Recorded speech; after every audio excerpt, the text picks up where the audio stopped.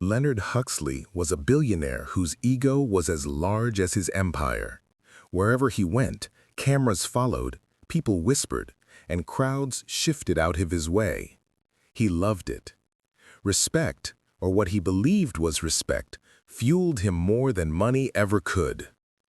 One cold afternoon, Leonard stepped out of his black limousine in the center of the city square, surrounded by bodyguards and reporters eager for a headline.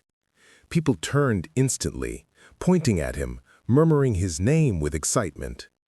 Everyone noticed him. Well, almost everyone. An old woman, thin and weary, wearing a faded knitted shawl, shuffled across the sidewalk carrying a small bag of groceries.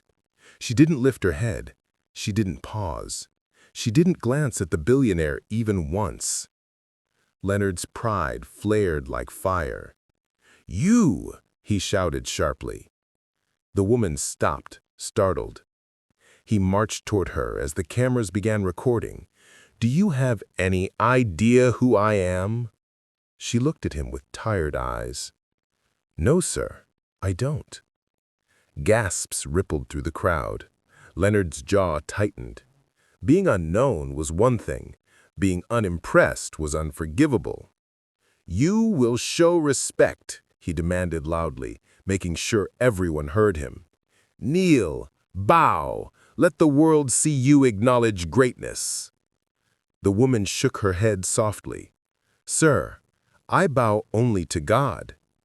The crowd fell silent. Leonard, enraged, signaled his guards. They pressured the old woman until she slowly sank to her knees on the cold concrete. She lowered her head, not out of honor, but humiliation. Phones recorded. Faces looked on in shock.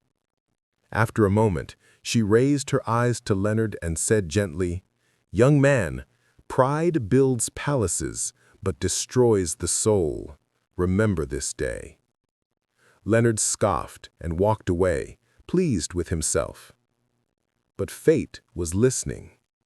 Within weeks, Leonard's empire collapsed. Lawsuits, betrayals, market failures. Everything he worshipped vanished like mist.